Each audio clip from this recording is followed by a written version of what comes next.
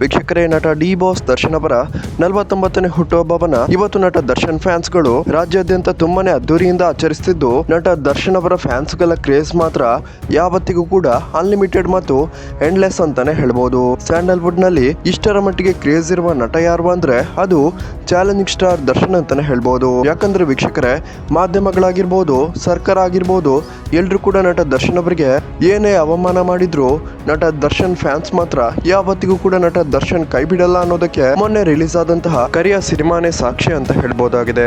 ವೀಕ್ಷಕರೇ, ಬರೋಬ್ಬರಿ 105ನೇ ಸಲ ಕರಿಯ ಸಿನಿಮಾ ರಿಲೀಸ್ ಆಗಿದ್ದು, ಈ ಒಂದು ಸಿನಿಮಾದ ಕಥೆ ಆಗಿರ್ಬೋದು, ಸಿನಿಮಾ ಹೇಗಿರುತ್ತೆ ಅನ್ನೋದಾಗಿರ್ಬೋದು, ಎಲ್ಲವೂ ಕೂಡ ನಟ ದರ್ಶನ್ ಫ್ಯಾನ್ಸ್ ಗಳಿಗೆ ಈಗಾಗಲೇ ತಿಳಿದಿದ್ದು, ದರ್ಶನ್ ಫ್ಯಾನ್ಸ್ ಮನಸ್ಸು ಮಾಡಿದ್ರೆ ಈ ಸಿನಿಮಾವನ್ನ ಯಾವ್ದಾದ್ರು ಪೈರೇಸಿ ವೆಬ್ಸೈಟ್ ಗಳಲ್ಲಿ ಡೌನ್ಲೋಡ್ ಮಾಡ್ಕೊಂಡು ನೋಡಬಹುದು.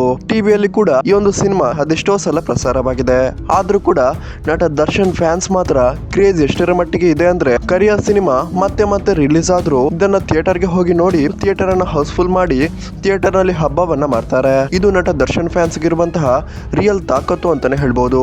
ಸೊ ವೀಕ್ಷಕರೇ, ನಟ ದರ್ಶನ್ ಫ್ಯಾನ್ಸ್ ಇಲ್ಲ ಅಂದ್ರೆ ಸ್ಯಾಂಡಲ್ವುಡ್ ನಲ್ಲಿ ಸಿನಿಮಾಗಳು ನಡೆಯೋದಿಕ್ಕೆ ಎಷ್ಟರ ಮಟ್ಟಿಗೆ ಕಷ್ಟ ಅನ್ನೋದನ್ನ ಈ ಹಿಂದೆ ರಿಲೀಸ್ ಆದಂತಹ ಕೆಲ ಸಿನಿಮಾಗಳನ್ನ ನಾವು ನೋಡಿದ್ದೇವೆ.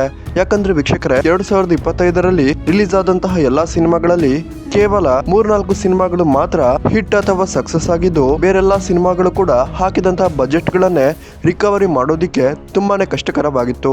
ಅಷ್ಟೇ ಅಲ್ಲ, ತಮ್ಮೊಂದು ಬಜೆಟ್ ಅನ್ನ ರಿಕವರಿ ಮಾಡೋದಿಕ್ಕೆ ಸ್ಯಾಟಲೈಟ್ ಹಕ್ಕುಗಳನ್ನ ತುಂಬಾನೇ ದೊಡ್ಡ ಮೊತ್ತಕ್ಕೆ ಈ ಒಂದು ಸಿನಿಮಾದ ಪ್ರೊಡ್ಯೂಸರ್ ಗಳು ಸೇಲ್ ಮಾಡ್ತಿದ್ದು. ಸೊ ವೀಕ್ಷಕರೇ, ಇದಕ್ಕೆಲ್ಲ ಕಾರಣ ನಟ ದರ್ಶನ್ ಫ್ಯಾನ್ಸ್ ಗೆಲ್ಲ ಕೋಪ ಅಂತಾನೆ ಹೇಳ್ಬಹುದು. ಸ್ಯಾಂಡಲ್ವುಡ್ ನ ನಟರು ದರ್ಶನ್ ಸಪೋರ್ಟ್ ಗೆ ನಿಲ್ತಿಲ್ಲ ಅನ್ನೋದೇ ದರ್ಶನ್ ಫ್ಯಾನ್ಸ್ ಗೆಲ್ಲ ಬೇಸರವಾಗಿದ್ದು, ಸ್ಯಾಂಡಲ್ವುಡ್ ಗೆ ನಟ ದರ್ಶನ್ ಅವರ ಅಗತ್ಯ ಎಷ್ಟರ ಮಟ್ಟಿಗೆ ಇದೆ ಅನ್ನೋದನ್ನ ದರ್ಶನ್ ಫ್ಯಾನ್ಸ್ ಗಳು ತೋರಿಸಿಕೊಟ್ಟಿದ್ದಾರೆ ಅಂತಾನೆ ಹೇಳ್ಬೋದು.